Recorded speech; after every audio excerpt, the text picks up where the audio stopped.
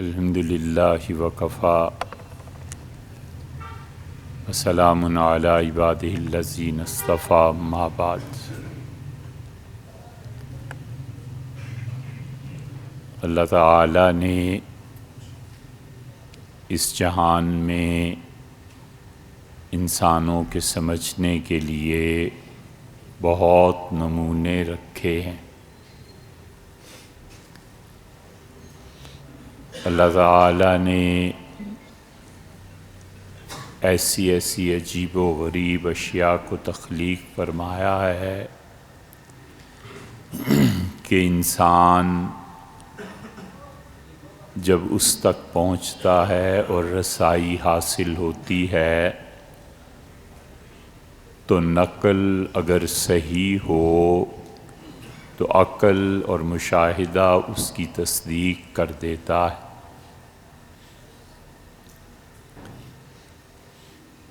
دن رات ہم پودوں کو دیکھتے ہیں اور یہ پودے زمین میں اگتے ہیں، پتھروں پہ اگتے ہیں، پانی میں خالص پانی میں ڈوبے ہوئے درخت ملتے ہیں، اور ایسی بے سر و پا بیلیں مل جاتی ہیں کہ وہ بیل ایک مرتبہ کہیں پہنچ جائے تو نہ اس کی کوئی جڑ ہے نہ اس کی کوئی اصل ہے، مگر اصل درخت کو اگر لپٹ جائے تو اسے نچوڑ کر رکھ دیتی ہے۔ اللہ نے بڑی نشانی اس میں رکھی ہے، پیلے رنگ کی بیل ہے، آپ مشاہدہ کریں تو کئی درختوں پہ اسے نظر آئے گی، اور وہ آہستہ آہستہ ایسی زرد بیل جس کے پاؤں نہیں ہے، کہیں زمین میں گڑی بھی نہیں ہے، آپ بآسانی اس کی ابتدا اور انتہا دیکھ سکتے ہیں، اور وہ اس درخت کو بالکل کھوکھلا کر دے گی۔ اللہ نے ان مثالوں سے ہمیں سمجھایا ہے کہ کسی انسان میں بہت زیادہ خوبیاں ہوتی ہیں اور وہ اپنی نیکی اور تقوی کی نسبت سے بہت ممتاز بھی ہوتا ہے، لیکن اس بیل کی طرح کوئی ایک عادت اس انسان کو چمٹ جاتی ہے اور اس کی وہ ایک حرکت اس کی باقی زندگی کی صلاحیتوں سے اسے محروم کر دیتی ہے۔ اس بیل کی ہندو پرستش کرتے ہیں اور وہ کہتے ہیں کہ یہ محیر العقول ہے، عقل کی سمجھ میں نہیں آتا کہ اس کی کوئی جڑ بھی نہیں ہے، بڑھتی چلی جاتی ہے اور درخت کو چوستی چلی جاتی ہے۔ بالکل اسی طرح سے انسان کو اللہ نے بہت کچھ دیا ہے، اللہ کا آخری شاہکار، اللہ کے ہاں اس کے بعد اس سے بڑی چیز کوئی نہیں ہے جو وہ دنیا کو دے، یعنی اس نے قدرت تو ہے اس کی، لیکن وہ کرے گا نہیں کہ اس انسان کے بعد کائنات میں اس کے بعد کوئی شاہکار ایسا نہیں۔ ٹھیک ہے، نیک ہے، نماز پڑھتا ہے، دیانتداری سے کام لیتا ہے وغیرہ وغیرہ، اور صرف ایک یہ آکاش کی بیل اس پہ چڑھ جائے ایک عادت کی تو اتنی خراب کرتی ہے کہ باقی تمام اچھائیوں کو برباد کر دیتی۔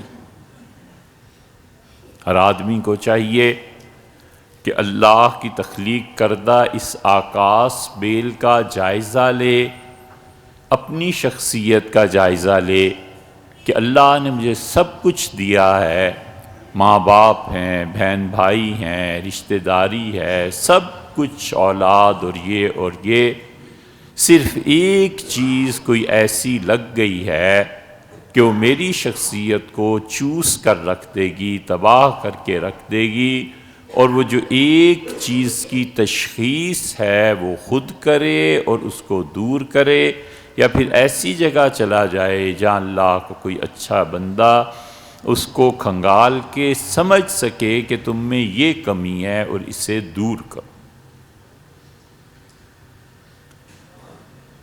ایک مستقل شعبہ تھا، کوئی لڑنے جھگڑنے کی بات نہیں تھی، کسی انسان کی سمجھ میں آتا تھا لوگ جاتے تھے، نہیں سمجھ میں آتا تھا تو آزاد تھے، اور مستقل ایک شعبہ تربیت کا تھا۔ مشائخ تربیت کرتے تھے، وہ اللہ کا نام بتاتے تھے، ذکر اذکار یہ اصل چیزیں تھیں، اور اس راستے میں جب بدعات آنا شروع ہوئیں تو لوگوں نے کلی طور پر اس سے اجتناب کر لیا، حالانکہ رویہ یہ ہونا چاہیے تھا کہ جو اچھی چیز ہے وہ لے لی جائے اور جو غلط چیز ہے اس کو چھوڑ دیا جائے۔ انسان کی تربیت اور خود وہ اپنی شخصیت کی تربیت کرنے لگے، دنیا کا اس سے دشوار کام کوئی نہ ہو۔ سب سے مشکل مرحلہ انسانی زندگی کا یہ، اور انسانی زندگی کے اس مرحلے کی ابتدا کہاں سے ہوتی ہے اگر ہم نہیں جان سکے اب تک، تو ہمیں اپنی آئندہ نسل کے لیے یہ جاننا چاہیے کہ ہر بچہ جو دنیا میں آتا ہے اس کی شخصیت علم سے بعد میں مربوط ہوتی ہے، اور علم سے پہلے اس کا واسطہ انسانی اخلاقیات سے پڑتا ہے، اخلاقیات سے ہی ابتدا ہوتی ہے، اور ہر وہ علم جو انسان میں اخلاق کو جنم نہ دے چولہے میں ڈالنے کے قابل۔ بچہ 3-4 سال کا اسکول گیا اور اس نے الف با تا وہاں سے سیکھا، ABC سیکھی، اب اس کے شعور میں آنا شروع ہوتا ہے کہ مفرد الفاظ، پھر وہ انہیں مرکب بناتا ہے، پھر وہ پڑھتا ہے، خوش ہوتا ہے، ماں باپ خوش ہوتے ہیں، اور ماں باپ یہ بھول جاتے ہیں کہ یہ علمی شخصیت تو اب بننا شروع ہوا ہے، اور جو اس کی شخصیت اس کے وجود سے بھی پہلے تھی وہ کہاں گئی۔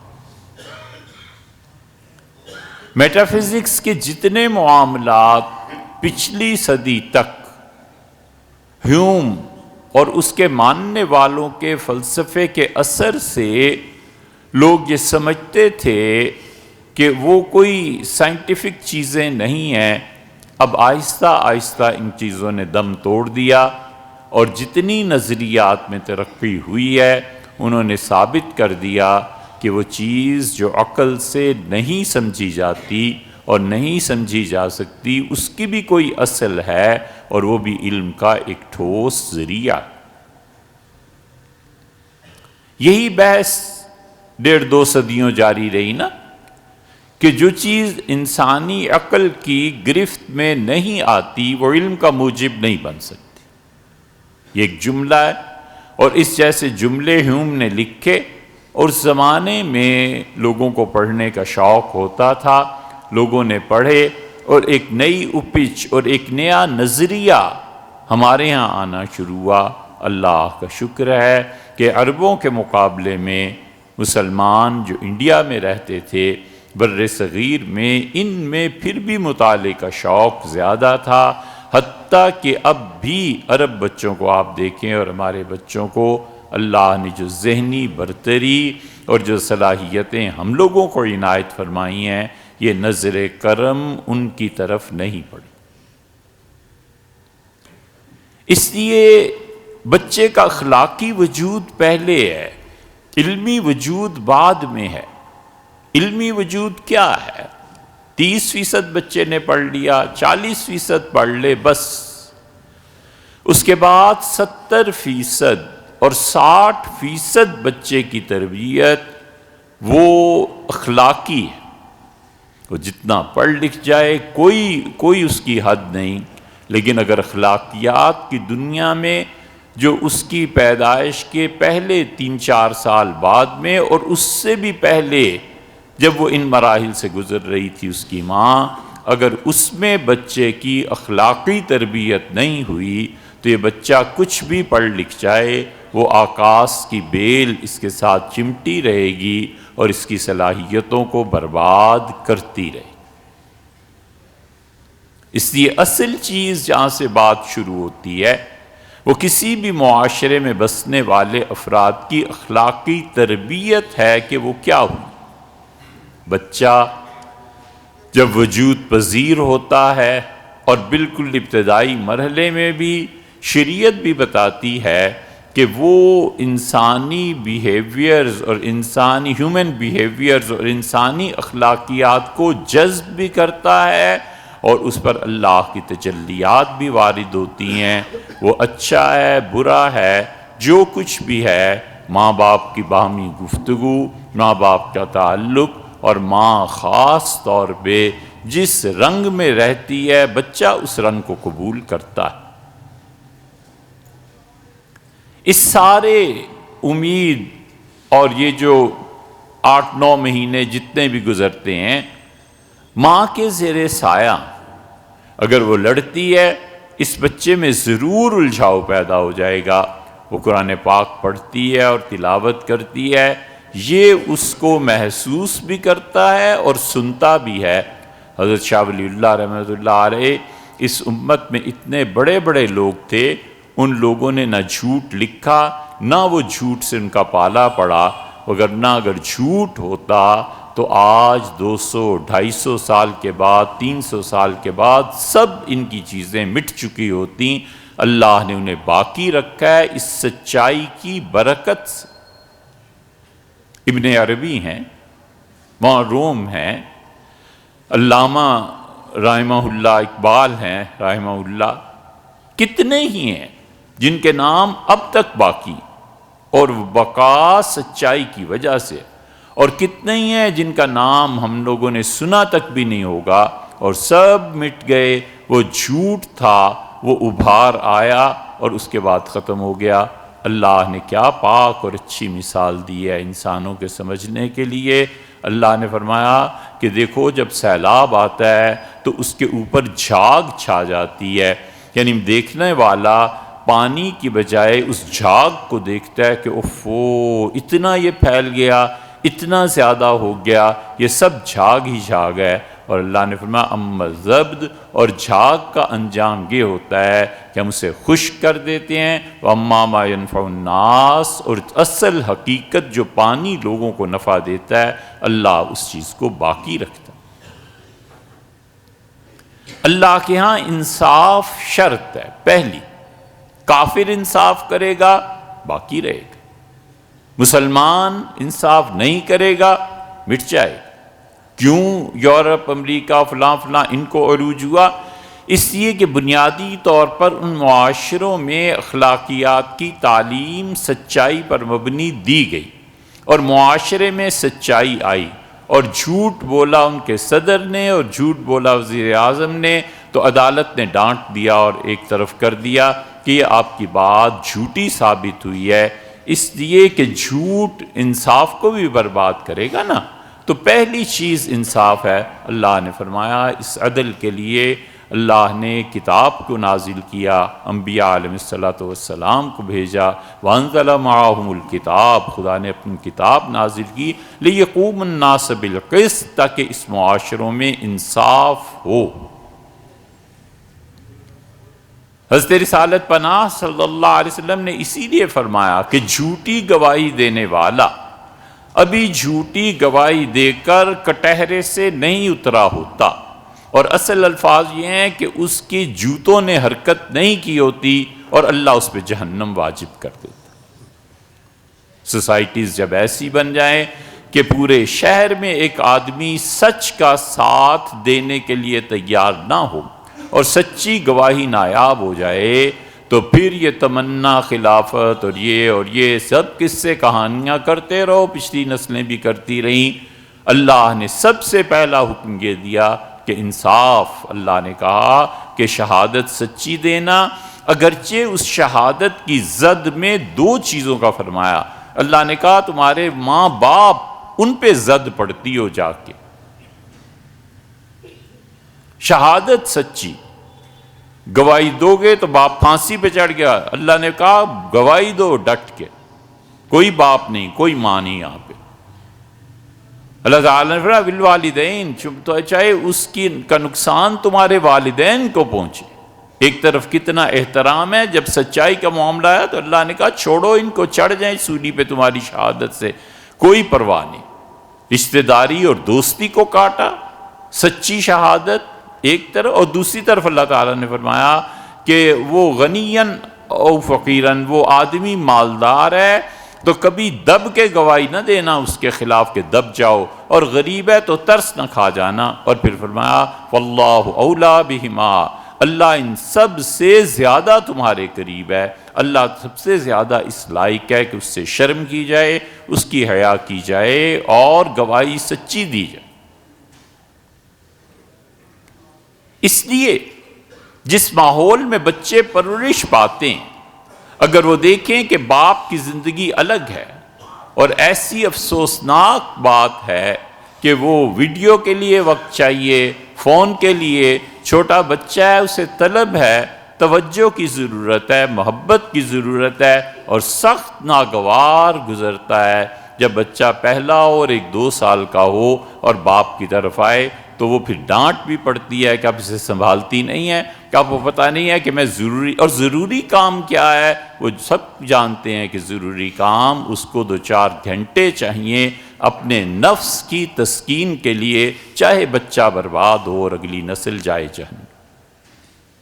اس لیے یہ اخلاقی وجود بچے کا، یہ اتنے بڑے بڑے لوگ جو تھے یہ جھوٹ نہیں بولتے تھے، بولتے ہوتے تو خدا کی طرف سے برکتیں ہی نہ دی جاتی۔ ہم میں سے کون جانتا ہے کہ نمود انمود کیا چیز تھی؟ ہم میں سے کون جانتا ہے کہ رسول شاہی فرقہ کیا تھا؟ مغل بادشاہ اپنے زوال کے زمانے میں، اورنگزیب رحمت اللہ تو بس آخری ہستی تھے نا، علامہ نے اسی لیے کہا کہ ترکش مارا خدنگ آخری ہماری ترکش کا آخری تیر، ٹیپو سلطان کو کہا اور ان کو کہا، اورنگزیب کو فرمایا کہ بس اس کے بعد ہمارے ترکش تیروں کا تھیلا ختم ہو گیا۔ ان کے زمانے میں مغل بادشاہ پوری بادشاہت کے باوجود اورنگزیب رحمت اللہ علیہ کے فوراً بعد رسول شاہی پیر بن گئے، رسول شاہیوں کی حکومت تھی، گنڈے، تعویذ اور خواب، اور اصل میں علم نجوم تھا، اور علم نجوم کی بنیاد پر پیشن گوئیاں ہوتی تھیں، اور بادشاہ پیچھے پیچھے پھرتے تھے کہ حضرت اب کیا ہوگا، اور حضرت اب کیا ہوگا۔ حضرت تو جو بتاتے سو بتاتے، خدا کا قانون ہمیشہ اٹل رہا، معاشرے سے انصاف گم ہوا، اور مظلوموں کی بد دعائیں براہ راست آسمانوں تک پہنچیں، اور اللہ نے زوال مقدر کر دیا کہ تم اس دنیا میں رہنے کے قابل ہی نہیں رہے، کیونکہ تمہارے معاشروں میں انصاف نہیں۔ اور شاہ ولی اللہ رحمۃ اللہ علیہ اپنی کوٹھڑی میں بیٹھ کے لکھتے رہے، اپنی مسجد کے مصلے پر بیٹھ کر لکھتے رہے، اور اللہ نے اس کو اتنا قبول فرمایا کہ اب تک، اور امید نہیں ہے کہ جب تک دنیا میں اسلام باقی ہے لوگ ان کے نام بھول جائیں اور ان کی تعلیمات سے بے خبر رہیں، جب تک کہ لوگ خود نہ پڑھیں۔ شاہ ولی اللہ ہیں، ابن عربی ہیں، مولانا روم ہیں، ڈاکٹر اقبال، کس کا نام لیں، خدا نے ہیروں کو نچھاور کیا تھا اس امت پہ اور بر صغیر میں۔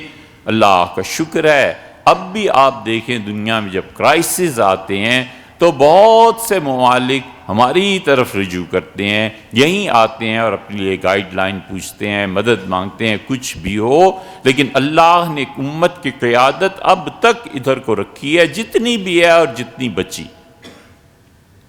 لوگ بھول گئے نمود انمود کو۔ اور شاہ اللہ رحمۃ اللہ شاہ صاحب نے اپنی زندگی کے حالات ایک جگہ لکھے، اور اس میں انہوں نے خود تحریر فرمایا کہ میں اپنی والدہ کے پیٹ میں جو اللہ کو یاد کرتا تھا، مجھے اب تک وہ یاد ہے۔ بچے ایسے اللہ کا ذکر کرتے ہیں۔ اخلاقی تربیت نہیں ہے تو کیا ہے؟ ظاہر ہے کہ ماں جن حرکتوں اور افعال کو کرتی ہے، اس کا اثر اس کی شخصیت پہ زندگی بھر باقی رہتا ہے۔ حجت اللہ البالغہ جیسی شاہکار کتاب، جس کو بڑے بڑے لوگ درس دیتے چلے آئے ہیں، پڑھتے اور پڑھاتے چلے آئے ہیں، اس میں واضح طور پر لکھا ہے کہ میں اپنی پیدائش سے پہلے ایک مرتبہ ایسے ہوا کہ میرے دن قریب تھے دنیا میں آنے کے، اور میرے والد اور والدہ بیٹھے کھانا کھا رہے تھے۔ ایک غریب عورت آئی اور اس نے سوال کیا، تو میرے والد نے آدھی روٹی توڑ کر اس عورت کو دے دی۔ تو میری روح نے میرے والد کی روح سے کہا کہ آپ کو میرے آنے کی خوشی نہیں ہے، میں ان قریب دنیا میں آ رہا ہوں، تو آپ اس خوشی میں پوری روٹی دے دیں۔ تو پھر میرے والد نے ٹکڑا اٹھایا اور انہیں دے دی۔ یہ حضرت کا قصہ ہے۔ ایسی بیسیوں چیزیں آپ کو ملیں گی کہ بچوں کی اخلاقی تربیت اس کی پیدائش سے بھی پہلے شروع ہو جاتی ہے۔ پیدائش تو پھر بڑا مرحلہ ہے، اس کی روح کا احساس اس کو ان چیزوں کی طرف متوجہ کرتا ہے۔ اب جو لڑائی جھگڑے ہوتے ہیں گھروں میں اور جو فسادات ہوتے ہیں، بچے کی روح اس کا اثر لیتی ہے، پریشان بھی ہوتی ہے اور خوش بھی ہوتی ہے۔ اس سے انسانی اخلاقیات بنتے ہیں۔ پھر وہ بچہ جو علم اور تعلیم میں کتنا آگے جائے گا اللہ ہی بہتر جانے، وہ اپنے ماں باپ کے افعال سے سیکھتا ہے۔ جب وہ دیکھتا ہے کہ بابا تو 12 بجے تک سوئے رہتے ہیں اور چھٹی مناتے ہیں اور دن، تو پھر اس نے بھی 12 بجے تک سو جانا ہے، اسے کوئی پرواہ نہیں ہے۔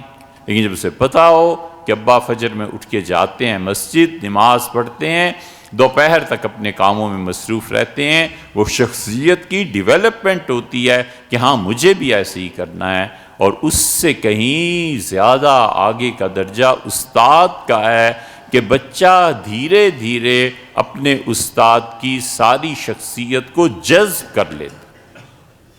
اب دیکھتے نہیں ہیں بچے جب اسکول سے واپس آتے ہیں تو بعض پر غلبہ ہو جاتا ہے پڑھانے کا، کیونکہ ٹیچر اس کے لیے ماڈل تھا نا۔ بعض بچے ہوتے ہیں کہ ٹیچر جیسے بات کرتے ہیں گھر میں آ کر وہی الفاظ اور وہی زبان بولیں گے۔ ماں باپ سمجھ جاتے ہیں کہ اس نے کس چیز کو اپنایا ہے۔ ماڈلز چاہیے، معاشرے میں ایسے لوگ چاہیے جن کی صحبت میں جا کر بچے کو احساس ہو پاکیزگی کا، بچے کو ان کی عظمت کا احساس ہو اور دل میں وہ شخصیت جذب کرے۔ اسپین میں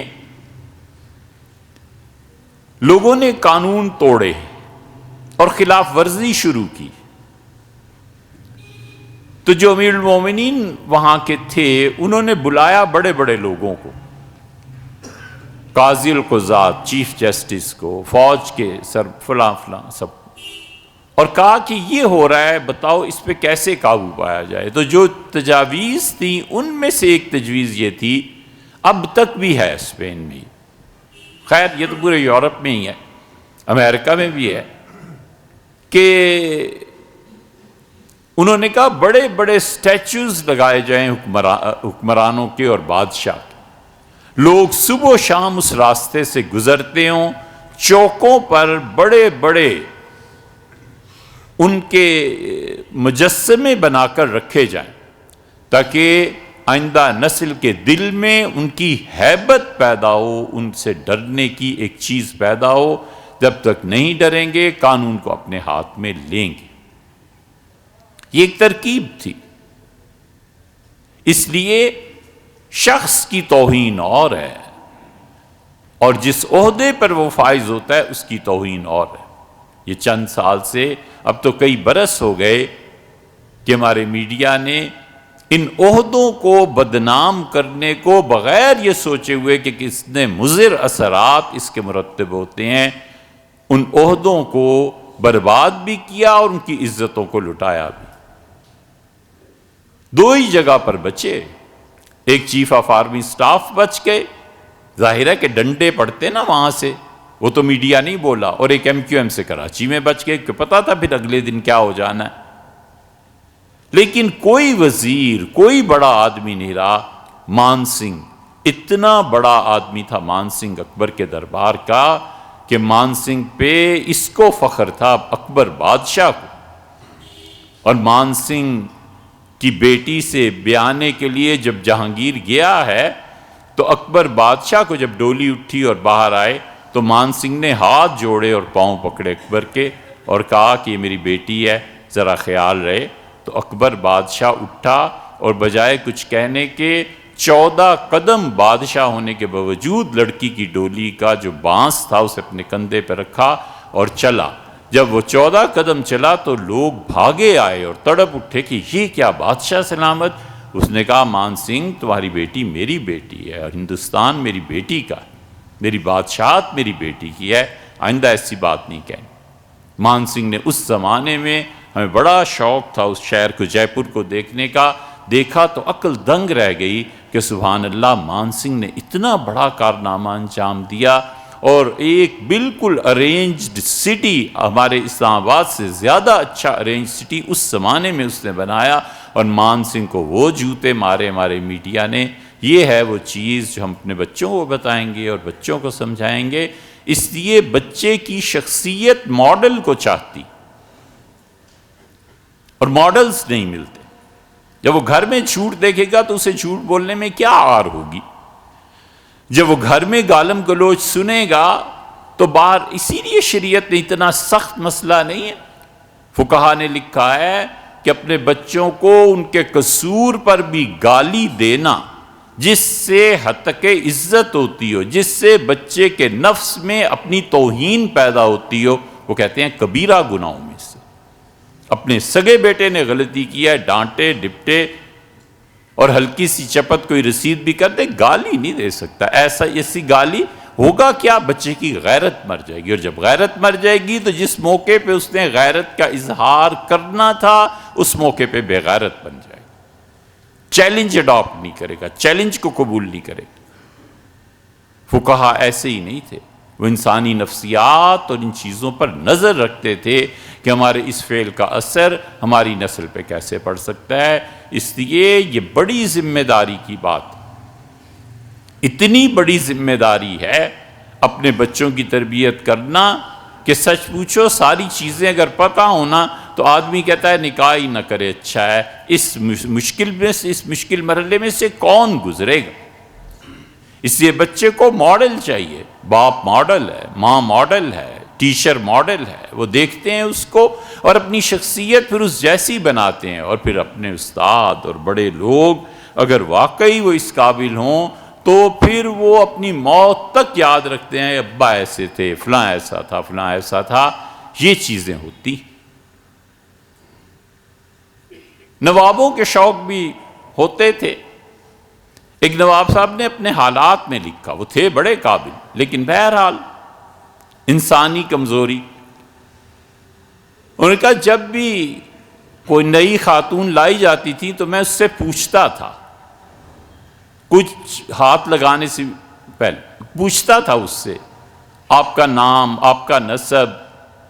اگر وہ کہہ دیتی تھی کہ سیدہ ہوں تو میں بالکل اس کے قریب نہیں جاتا تھا، اور بہترین جو چیز میرے پاس ہوتی تھی میں دیتا تھا، اور کہتا انہیں عزت کے ساتھ پہنچاؤ، حضور صلی اللہ علیہ وسلم کے خون سے کھیلنا اپنے آپ کو برباد کرتا۔ عبد الملک نے جب حکومت لی تو اس نے اپنے سارے جرنیل بلائے اور اسے کہا جنبو بنی ہاشم، بھئی مجھے بنو ہاشم کے خون سے معاف رکھنا، ہاشمیوں کو میرے دور میں کسی نے کچھ نہیں کہنا۔ تمہیں پتہ نہیں ہے میں کربلا کا واقعہ دیکھ چکا ہوں، سن چکا ہوں، حضور صلی اللہ علیہ وسلم کے خون سے جس نے بھی ایسی حرکتیں کی ہیں انجام اس کا برباد ہوا ہے۔ اس نے کہا میں نے سب کو دیکھا ہے، جس نے سیدنا حسن رضی اللہ عنہ کی اور حسین رضی اللہ عنہ کی اولاد کو چھیڑا ہے، ان کے سر کٹے ہوئے درباروں میں نے دیکھے ہیں، تو میری حکومت آ گئی ہے، مجھے ان کے خون سے بچانا۔ نواب صاحب لکھتے ہیں ایک تو یہ چیز تھی، اور دوسرے میرا سٹینڈرڈ تھا، اور مجھے بھی کس سٹینڈرڈ کی جگہ پہ ہی منہ مارنا تھا نا۔ تو میں نے ایک دن ایک سے پوچھا، تو اس سے میں نے کہا رات گزر گئی؟ اس سے کہا ہاں رات گزر گئی۔ آپ کو کیسے معلوم ہوا؟ ان کا چڑیاں چہچہا رہی ہیں اور پرندے بول رہے ہیں اور پھولوں کی خوشبو آپ کے باغ سے آ رہی ہے، اور والد صاحب اسی وقت اٹھا کرتے تھے تہجد کے لیے، نماز کے لیے، روزے کے لیے، تو مجھے اس وقت سے اٹھنے کی عادت۔ نواب صاحب کہتے ہیں میں سمجھ گیا کسی پاک اور شریف گھرانے کی لڑکی ہے، اسے صبح صادق کا پتہ ہے، تو میں نے اسے فارغ۔ ایک اور خاتون آئی اور میں نے پوچھا کہ صبح ہو گئی؟ تو اس نے کہا کہ یہ چہچہاٹ سنیں آپ چڑیوں کی، کیسا اچھا وقت ہے، اس وقت میں ہندی میں فلاں گیت گایا جاتا ہے، اس وقت فلاں ساز کو بجایا جاتا ہے۔ تو میں سمجھ گیا کہ یہ شاعرانہ مزاج ہے، اور یہ ایسے گھرانے یا تعلیم سے گزری ہیں جس میں پتہ چلتا ہے کہ آدمی جواب کیا دیتا ہے۔ اور پھر ایک اور جو بہت ہی خراب تھی، اس سے میں نے پوچھا کہ صبح گزر گئی؟ اس نے کہا جی ہاں بیت الخلاء بھی جانا ہے، لوٹے میں پتہ نہیں پانی ہوگا کہ نہیں ہوگا۔ میں سمجھ گیا کہ اس کا تعلق اس گھرانے سے ہے اور ان کا تعلق اس گھرانے۔ ماڈلز چاہیے، باپ خود ماڈل ہے، ماں خود ماڈل ہے۔ اگر وہ خراب حرکتیں کریں گے، بچے کی روح اثر کو قبول کرے گی، اور خود بچے کو پتہ نہیں ہوگا کہ میں حرکت کرتا کیوں، اسے نہیں پتا کہ انہیرٹ کر رہی ہے جو تمہارے بڑوں کی روح میں تھی وہی اس روح میں بھی آ رہی۔ اس لیے ہمیشہ اس پہ غور کرتے رہنا چاہیے کہ میں اپنی آئندہ نسل کو کیا دے رہا ہوں، اور انسانی اخلاقیات کا منبع کیا ہے۔ اگر یاد رہا تو آئندہ اس موضوع پہ مزید بات آپ سے کریں۔